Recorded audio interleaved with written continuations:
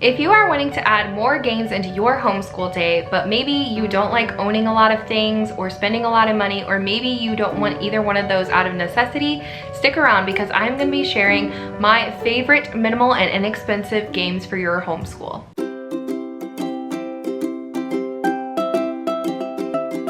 Hi, if you are new here, my name is Kelsey and I am a 5th year homeschooler to 3 kiddos ages 9, 6, and 1.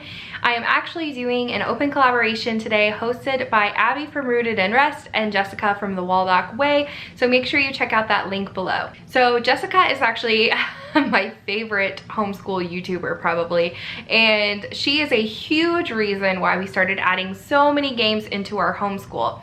And very quickly, even as someone who has been homeschooling for 5 years, 6 if you count pre-K, it is so easy to accumulate books and games very quickly. And so after I probably bought a handful of things, I was like, okay, I really need to chill because I don't really like having a lot of physical items around, and I really don't have the homeschool budget to be spending a ton of money on games every week, every month, every couple of months.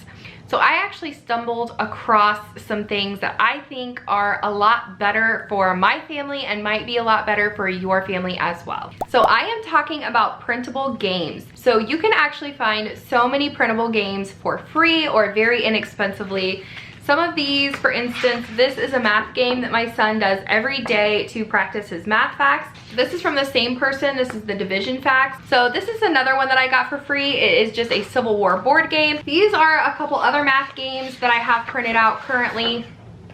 And this is actually from a pack that I purchased. I believe this one had addition, subtraction, multiplication, and division. These are some social skills board games that my son needs. He needs some like therapy type things, but these are also really good just life skills for my kindergartner. So we have like a self-control one. We have, I think this one's a self-esteem one. And then this is like anger management, and they all just come with cards. So I literally just print and go as I need them. I will print them out, laminate them, cut them, and put them away, and I will only get them out when I need them. So it's a lot easier for me to store all of these games on my hard drive rather than all over my house. So another thing that I love about printable games versus buying like physical board games is that you can get very, very specific with these. So this is a fact or opinion game. So I got this for free on Teachers Pay Teachers, I believe. And it is literally, you ask a question, you state if it's fact or opinion, and then you move a space. My younger son is in kindergarten and he has some B and D confusion, which is pretty typical for his age. And so this is kind of an egg game. So he puts his little plates down and then he has to choose which letter goes to which plate. And he likes to play with his little frying pan, and it's just a really good and fun way to help him practice. So the way that we actually play all of these printable games is we have this little baggie with manipulatives that I got from the Good and the Beautiful math boxes a few years ago. So we just have things in here. We have a little paper clip that you can make into a spinner with a pencil. We have these little game pawns. So then we have these. They're red on one side, yellow on the other. And we use them for when my son plays bingo or just different things like that. So you could definitely pick up a set of manipulatives or just little game pieces, or you could even pull dice and pawns and things like that from some of your other games if you didn't want to have to purchase anything else. The other great thing about this option is, like I said, you can find them for free or very inexpensively. I got a pack of math games for all of the different operations. I think I paid $5, and of course you have to use ink, but honestly I only print a few at a time, so it's really not like I'm printing 20 pages worth of games and laminating them all at the same time. I'm literally just using them as I go and incorporating new ones into our schedule every couple of weeks, every couple of months, whatever. So I think something else that people might overlook is just a standard deck of playing cards. I got this 2 for $1 at the Dollar Tree back when it was still actually $1. I think Jessica actually has a free printable where she gives you 30 different ways to play with just a standard deck of playing cards. These are great for number recognition. These are great for math or logic. We just have a lot of fun with these. Another game we have totally fallen in love with is Professor Noggin. I have 6 of these right here for unit studies that we have done or are about to do or plan to do. And so normally I try to get these off of eBay used when I can, very inexpensively.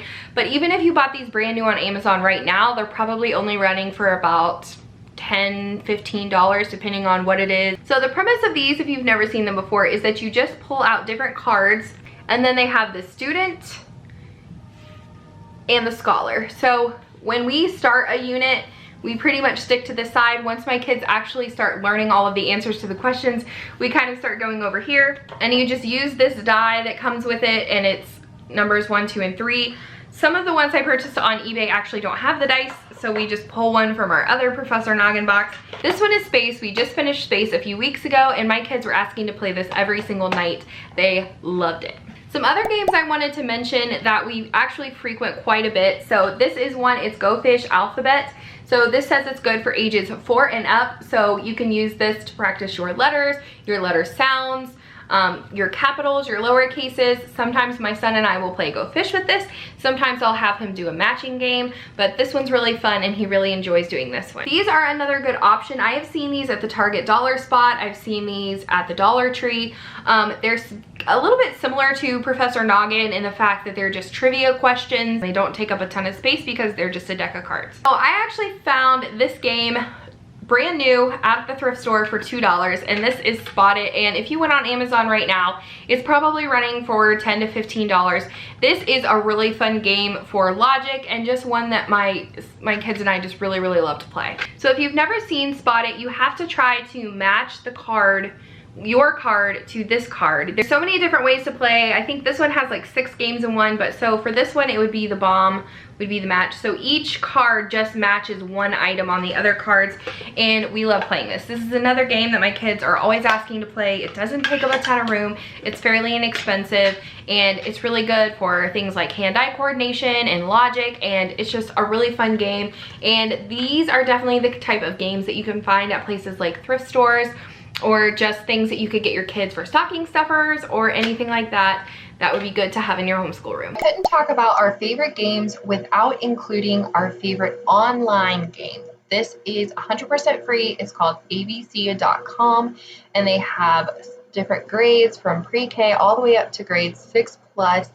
So my kids absolutely love playing these different games. There's so many to choose from. I usually pick one that I want them to work on a skill, so things like base 10 or counting or addition. They have different holiday games, and my kids really enjoy them, and this is definitely one that my kids play every single day and we really enjoy in our homeschool. Okay guys, so that is a sample of my favorite minimal and inexpensive games for your homeschool. What are your favorite homeschool games?